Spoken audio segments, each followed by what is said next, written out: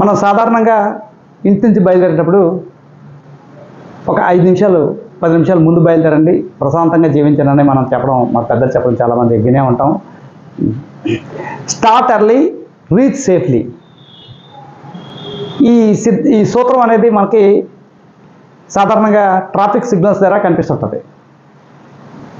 హైవేస్లో traffic signals ద్వారా కనిపించేది start early, reach safely అనే బోర్డు కనిపిస్తుంటుంది. సాధారణంగా అబ్జర్వ్ చేస్తుంటాం కదండి.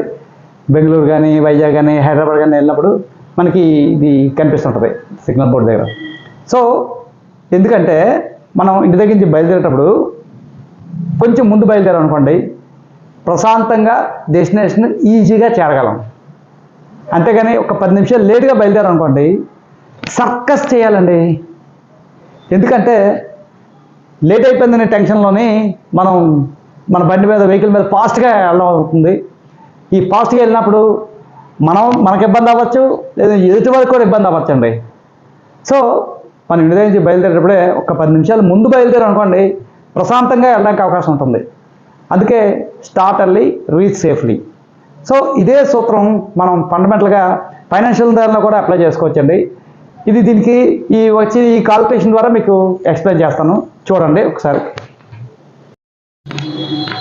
ఒక వ్యక్తి 1 లక్ష రూపాయలు చొప్పున వాళ్ళ అమ్మాయి మ్యారేజ్ కోసం +2లో స్టార్ట్ చేశాడు. +2 అంటే ఇంటర్మీడియట్ అనుకోండి.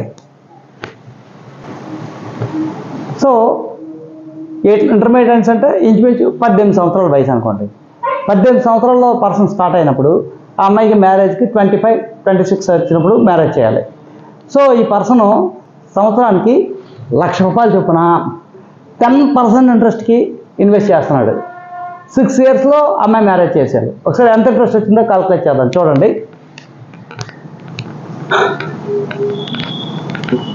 ఈయన కట్టేది 1 lakh, 6 ఇయర్స్ టైం ఉంది. అలాగే 10% ఇంట్రెస్ట్ లెక్కేసుకుంటే ఆయనకి దొరుకుతుంది 8,48,717 రూపాయలు అండి. 8,48,717 రూపాయలు దొరుకుతుంది. ఇంకో పర్సను కేవలం 50,000 రూపాయలు,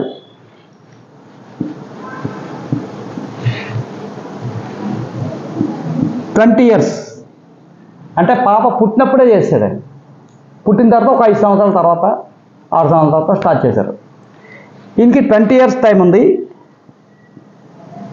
కేవలం 6% ఇంట్రెస్ట్ ఆరాంగా ఇన్వెస్ట్ చేసుకెళ్ళాడు. 50,000 రూపాయల లెక్కని 6% ఇంట్రెస్ట్కి 20 ఇయర్స్ టర్మ్కి ఈయన దొరికింది 19,49,636 రూపాయలు దొరికిందండి. సో 19,49,636 రూపాయలు దొరికిందండి. 10% ఇంట్రెస్ట్ అంటే ఎంత రిస్క్ చేయాలి? ఒక్కొక్కసారి 4% ఇంట్రెస్ట్ వచ్చింది అనుకోండి, వాళ్ళ పరిస్థితి ఏంటవుతుంది? కొన్నిసార్లు నెగిటివ్ రిజల్ట్ వచ్చింది అనుకోండి, ఏం చేస్తాం?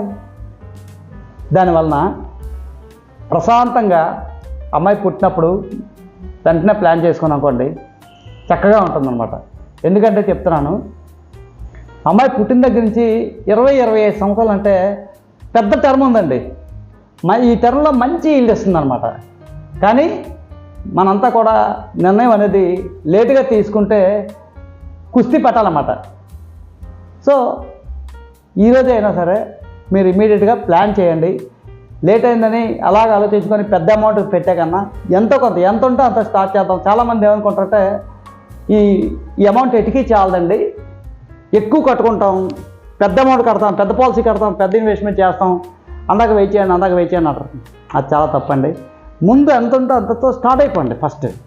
ఆ తర్వాత మళ్ళీ ఫైనాన్షియల్గా అవకాశం ఇస్తే మళ్ళీ పెంచుకుంటాం. అంతే తప్ప ఏదో పెద్ద చేద్దాం అనుకుంటే ఎప్పటికీ చేయలేరండి.